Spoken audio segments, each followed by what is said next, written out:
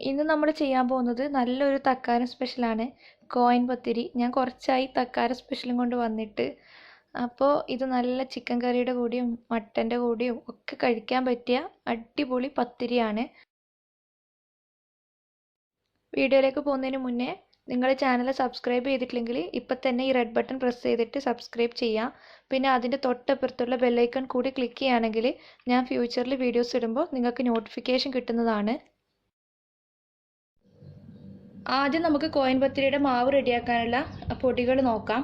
ഇതിപ്പോൾ ഞാൻ എടുത്തിട്ടുള്ളത് ഒരു 1/4 കപ്പും കുറച്ച് കൂടുതലും റോസ്റ്റ് ചെയ്ത റവ എടുത്തിട്ടുണ്ട്. പിന്നെ 1/2 കപ്പ് റോസ്റ്റഡ് റൈസ് പൗഡർ എടുത്തിട്ടുണ്ട്. ഞാനിതിലേക്ക് ഇപ്പോൾ 1.5 കപ്പ് വെള്ളമാണ് ചേർക്കുന്നത്. അതുകൊണ്ട് തന്നെ ഒരു 1/2 കപ്പ് മുതൽ 3/4 കപ്പ് വരെ മൈദ ആവശ്യം വരും. പിന്നെ നമുക്ക് 1 ടീസ്പൂണോളം എള്ള് ആവശ്യമുണ്ട്. എള്ള് ഓപ്ഷനിലാണ്, താല്പര്യം ഇല്ലെങ്കിൽ എടുക്കണ്ട. അടുത്തത് നമുക്ക് മാവ് റെഡിയാക്കി എടുക്കാം. മാവ് റെഡിയാക്കി എടുക്കാൻ വേണ്ടിയിട്ട് 1.5 കപ്പ് വെള്ളം ചേർത്ത് കൊടുക്കാം. ഇത് നന്നായിട്ടൊന്ന് തിളച്ച് കിട്ടണം. നമുക്ക് ഇതിലേക്ക് ഒരു 1/2 ടീസ്പൂൺ പഞ്ചസാര ചേർത്ത് കൊടുക്കാം. നേരെ ഒരു മധുരം കിട്ടാൻ വേണ്ടിയിട്ടാണ് പഞ്ചസാര ചേർക്കുന്നത്. പഞ്ചസാര ഓപ്ഷനിലും ആണ്. പിന്നെ ഈ വെള്ളത്തിന് ആവശ്യമുള്ള ഉപ്പ്. വെള്ളം ഒന്ന് ചൂടായി തിള വരാൻ തുടങ്ങിയിട്ടുണ്ട്. ഈ സമയത്ത് നമ്മൾ എടുത്തു വെച്ച റവ ചേർത്ത് കൊടുക്കാം. ഒന്ന് തിളക്കുമ്പോൾ തന്നെ റവ വെന്ത് കിട്ടിക്കോളും. ഒന്ന് ജസ്റ്റ് ഒന്ന് തിളച്ച് കിട്ടിയാൽ മതി. ഓക്കെ, റവ കട്ട കെട്ടാൻ തുടങ്ങിയിട്ടുണ്ട്. ഈ സമയത്ത് നമുക്കിതിലേക്ക് എടുത്തു വെച്ച അരിപ്പൊടി ചേർത്ത് കൊടുക്കണം. അരിപ്പൊടി ഒന്ന് കുക്കായി തുടങ്ങിയിട്ടുണ്ട്. അപ്പം നമുക്ക് തീ ഒന്ന് കുറച്ച് വെച്ചിട്ട് ഒരു മാവ് പരുവത്തിലാവാൻ മാത്രം മൈദ ചേർത്ത് കൊടുക്കണം. അതാ ഞാൻ പറഞ്ഞത്, നമുക്ക് 1/2 കപ്പ് മുതൽ 3/4 കപ്പ് വരെ മൈദ ആവശ്യം വരും. ഈ ഒരു വെള്ളത്തിൻ്റെ കണക്കിലാണ് ഞാൻ പറഞ്ഞത്. അവസാനം 1 ടീസ്പൂണും കൂടി എള്ള് ചേർത്ത് കൊടുത്തിട്ട് നമുക്ക് ഫ്ലെയിം ഓഫ് ചെയ്യാം. എന്നിട്ട് ഒന്ന് തണുക്കാൻ വേണ്ടിയിട്ട് നമുക്കൊരു പ്ലേറ്റിലേക്ക് മാറ്റാം. പ്ലേറ്റിലേക്ക് മാറ്റിയിട്ടുണ്ട്. ഇനി നമുക്ക് സ്പൂൺ വെച്ചിട്ട് ഒന്ന് മിക്സ് ചെയ്ത് കൊടുക്കണം. ഒന്ന് ചൂടാറി കിട്ടാൻ വേണ്ടിയിട്ടാണ്. നല്ലതുപോലെ ചൂടാറാൻ പാടില്ല.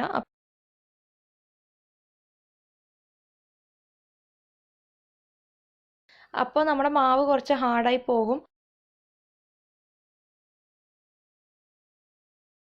നമ്മുടെ കൈക്ക് ഹാൻഡിൽ ചെയ്യാൻ പാകത്തിനായാൽ നമുക്കത് കുഴക്കാൻ വേണ്ടി തുടങ്ങാം. നമുക്ക് ഇതൊരു ചപ്പാത്തി മാവ് പോലെ ആവേണ്ടത്, സുഖമായിട്ട് പരത്തിയെടുക്കാൻ വേണ്ടിയിട്ട്. അപ്പോൾ ആവശ്യത്തിന് മൈദ ചേർത്തിട്ട് ഒന്ന് കുഴച്ച് ചപ്പാത്തി മാവ് പോലെ ആക്കിയെടുക്കണം.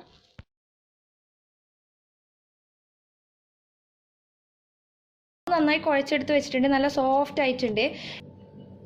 ഇത് നമുക്ക് വലിയ സൈസിലുള്ള ഒരു 2 or 3 ബോളാക്കി മാറ്റണം. ഞാനിപ്പോൾ ഇതൊരു 3 ബോളാക്കുന്നുണ്ട്. ഇതുപോലെ 3 ബോളാക്കി മാറ്റിയിട്ടുണ്ട്. ഇനി നമുക്കിതൊന്ന് പതുക്കെ പരത്തിയെടുക്കാൻ തുടങ്ങാം.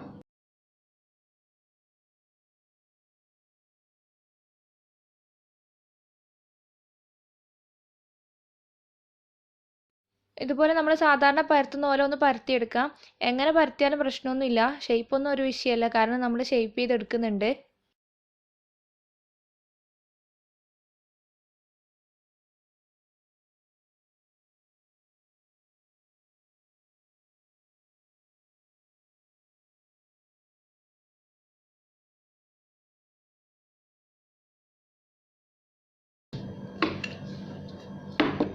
അപ്പോൾ ഈ ഒരു കനത്തിൽ വേണം ഇതൊന്ന് പരത്തിയെടുക്കാൻ വേണ്ടിയിട്ട്. ഇനി നമുക്ക് ഇതൊന്ന് കട്ട് ചെയ്യാം. കട്ട് ചെയ്യാൻ വേണ്ടിയിട്ട് ഞാൻ 2 ടൈപ്പിലുള്ള ടോപ്പാണ് എടുത്തിട്ടുള്ളത്. ഞാൻ ഹെഡിങ് കൊടുത്തത് കോയിൻ പത്തിരി എന്നല്ലേ. അപ്പോൾ കോയിൻ്റെ ഒരു ഷേപ്പ് കിട്ടാൻ വേണ്ടിയിട്ട് ഈ ഒരു മോൾഡ് വെച്ചിട്ടാണ് ഞാൻ കട്ട് ചെയ്യുന്നത്. പിന്നെ ഒരുപാട് ക്ഷമ വേണം ഇങ്ങനെ കട്ട് ചെയ്തിട്ട് നമ്മൾ ഉണ്ടാക്കിയെടുക്കുമ്പോൾ. ക്ഷമയില്ലാത്തവർക്ക് ഇതുപോലെ കുറച്ച് വലിയ പീസായിട്ട് കട്ട് ചെയ്യാം. ഇത് വെച്ചിട്ട് ഒന്ന് പ്രസ് ചെയ്തിട്ട് നമുക്ക് ഷേപ്പ് ചെയ്തെടുക്കാം. ഇതാ ഇതുപോലെ കട്ട് ചെയ്തെടുത്തിട്ടുണ്ട്. ഇതെടുത്ത് മാറ്റാം.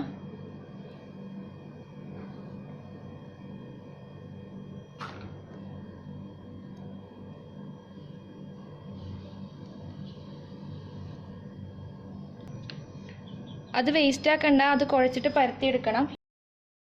ഇനി നമുക്ക് ചെയ്യേണ്ടത്, ഇത് മൈദ തടവിയിട്ട് തന്നെ നമുക്ക് ഒരു പ്ലേറ്റിലേക്ക് മാറ്റണം. മൈദ തടവണം, അല്ലെങ്കിൽ ഒട്ടിപ്പിടിക്കാൻ ചാൻസ് ഉണ്ട്. നമുക്ക് അടുത്ത ബോളും ഇതുപോലെ തന്നെ ഒന്ന് പരത്തിയെടുക്കാം. കനം കുറക്കരുത്, കുറച്ച് കനത്തിൽ തന്നെ പരത്തിയെടുക്കണം. എന്നിട്ട് നേരത്തെ ചെയ്ത പോലെ മൈദ ഒന്ന് ടെസ്റ്റ് ചെയ്തിട്ട് നമുക്ക് പ്ലേറ്റിലേക്ക് തന്നെ മാറ്റാം. പിന്നെ നമ്മുടെ മാവ് ഉണ്ടാക്കുന്ന സമയത്ത് ഒരു 1/2 ടീസ്പൂണും കൂടി പെരിഞ്ജീരകം വേണമെങ്കിൽ ചേർക്കാം.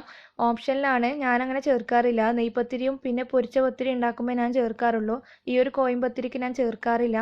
പിന്നെ ഈ കോയിൻ പത്തിരിക്ക് എള്ള് ചേർക്കുന്നുണ്ടല്ലോ. അപ്പോൾ നിങ്ങൾക്ക് താല്പര്യം ഉണ്ടെങ്കിൽ പെരിഞ്ജീരകവും എള്ളും നമ്മൾ ഓരോ ബോൾസും പരത്തിയെടുക്കുമ്പോൾ നമ്മുടെ മാവ് അവിടെ റെസ്റ്റ് ചെയ്യുന്നുണ്ടാവുമല്ലോ, അപ്പോൾ അതൊന്ന് അടച്ചു വെക്കണം, അല്ലെങ്കിൽ അതിൻ്റെ മുകൾ ഭാഗം ഡ്രൈ ആയിട്ട് പോകും. കഴിക്കാൻ സമയമൊന്നും ആയിട്ടില്ല, ചൂടോടെ കഴിക്കുന്നത് തന്നെയാണ് ടേസ്റ്റ്. അപ്പോൾ ബാക്കിയുള്ള മാവ് ഞാൻ അടച്ചു വെച്ചിട്ട് ഒരു സൈഡിലേക്ക് മാറ്റുകയാണ്. ഇപ്പോൾ വീഡിയോ ചെയ്യാൻ വേണ്ടി മാത്രമാണ് കുറച്ച് ഞാൻ ചുട്ടെടുക്കുന്നത്. നമ്മുടെ പത്തിരി ചുടാൻ വേണ്ടിയിട്ട് നമുക്കൊരു പാനിലേക്ക് കുറച്ച് ഓയിൽ ഒഴിച്ച് കൊടുക്കാം. ഞാനിപ്പോൾ സൺഫ്ലവർ ഓയിലാണ് യൂസ് ചെയ്യുന്നത്. വെളിച്ചെണ്ണ വേണമെങ്കിൽ വെളിച്ചെണ്ണ യൂസ് ചെയ്യാം.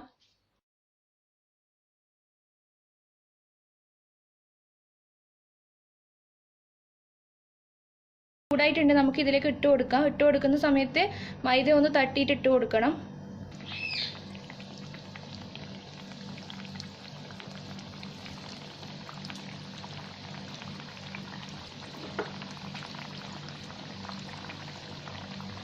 മീഡിയം ഫ്ലെയിമിൽ വെച്ചതിന് ശേഷം നമുക്ക് ഫ്രൈ ചെയ്തെടുക്കാം. ഞാൻ ഭട്ടൂരയിൽ പറഞ്ഞ പോലെ ഒന്ന് ആയതിന് ശേഷം പ്രസ് ചെയ്തിട്ട് മറിച്ചിട്ട് കൊടുത്താൽ മതി, നന്നായിട്ട് പൊങ്ങി കിട്ടിക്കോളും. നമ്മൾ ആദ്യം ആക്കിയത് പൊങ്ങി കിട്ടിയിട്ടുണ്ട്, അത് മറിച്ചിട്ട് കൊടുക്കാം. തിരിച്ചും മറിച്ചു വിട്ട് നല്ലൊരു ബ്രൗൺ ആവുന്നവരെ ഫ്രൈ ചെയ്തെടുക്കാം. ഇത് ഇത്രയും ചെറിയ ഷേപ്പ് ആക്കിയതുകൊണ്ട് കാണുമ്പോൾ ചിലർക്ക് ബുദ്ധിമുട്ടുണ്ടാവും. കുഴപ്പമൊന്നുമില്ല, നിങ്ങൾക്ക് വേണമെങ്കിൽ ആ വലിയ മൂടി എടുത്തിട്ട് മുറിച്ചിട്ട് ഷേപ്പ് ചെയ്താൽ മതി. പിന്നെ ഇത് കോയിൻ പത്തിരി എന്ന് പറഞ്ഞിട്ട് പ്രസൻറ്റ് ചെയ്യുന്നതുകൊണ്ടാണ് ഞാൻ ഈ ഒരു ഷേപ്പിൽ തന്നെ കാണിച്ചത്. ഞാൻ ഇടയ്ക്ക് ഈ ഒരു ഷേപ്പിലാക്കും. പിന്നെ മടിയൊക്കെ വരുമ്പോൾ ആ വലിയ പീസായിട്ട് തന്നെയാണ് ഉണ്ടാക്കാറുള്ളത്. അങ്ങനെ പാർട്ടിയൊക്കെ ഉണ്ടാകുമ്പോൾ ഇതുപോലെ ചെറുതായിട്ട് പൊരിക്കുന്നതാണ് കാണാനൊരു ഭംഗി ഉണ്ടാവുക. നമ്മുടെ ആദ്യത്തെ പത്തിരി റെഡി ആയിട്ടുണ്ട്. ഇത് നമുക്ക് ഒരു സ്ട്രെയിനറിലേക്ക് മാറ്റാം. ഇതുപോലെ ബാക്കി എല്ലാം നമുക്ക് ഫ്രൈ ചെയ്തെടുക്കണം.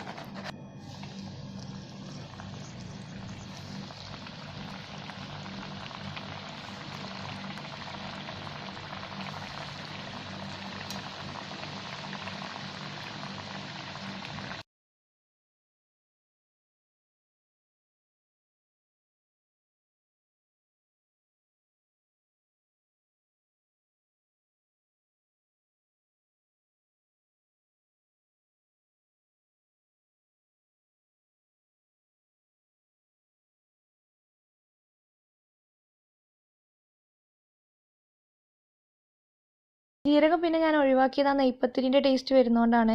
നെയ്പ്പത്തിരിൻ്റെ ടേസ്റ്റ് എനിക്ക് ഇഷ്ടമൊക്കെ തന്നെയാണ്, പക്ഷേ ഇതിൽ എള്ളും കൂടി ഉള്ളതുകൊണ്ട് രണ്ടും കൂടി അത്ര നന്നായിരിക്കില്ല. അപ്പോൾ നിങ്ങൾക്ക് താല്പര്യം ഉണ്ടെങ്കിൽ ചേർക്കാം. നിങ്ങൾക്ക് ആൾക്കാരൊക്കെ കൂടുതലാണെങ്കിൽ ഞാൻ ചെയ്ത ഈ ഒരു അളവിൽ നിങ്ങൾക്ക് വ്യത്യാസം ഉണ്ടാവും. അപ്പോൾ ഒരു തവണ ഉണ്ടാക്കി നോക്കിയിട്ട് നല്ല സോഫ്റ്റ് ആയിട്ട് കിട്ടുന്നുണ്ടെങ്കിൽ മൈദ കൂടിപ്പോയിട്ടുണ്ടാവും. ഓരോരുടെ ചോയ്സിനനുസരിച്ചിട്ട് സോഫ്റ്റ് വേണമെങ്കിൽ അങ്ങനെ തന്നെ എടുക്കാം. അല്ലാന്നുണ്ടെങ്കിൽ കുറച്ച് റവയോ അരിപ്പൊടിയോ ചേർത്തിട്ട് ഒന്ന് ക്രിസ്പി ആക്കി എടുത്താൽ മതി. പെട്ടെന്ന് റെഡി ആയിക്കോളും. സെക്കൻഡ് ബാച്ചും റെഡി ആയിട്ടുണ്ട്.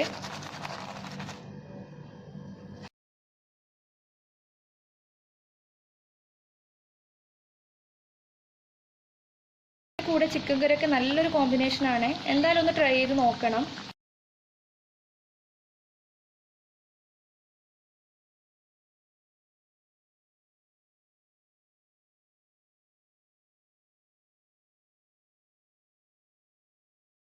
ഫ്രൈ ചെയ്തിട്ടുള്ളത് ഞാൻ ഇതുപോലൊരു സ്ട്രെയിനറിലേക്കാണ് മാറ്റിയിട്ടുള്ളത്.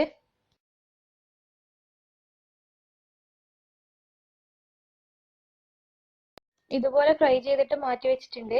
ഇനി ഫ്രൈ ചെയ്തതിൻ്റെ ഉൾഭാഗം ഞാൻ കാണിച്ചു തരാം.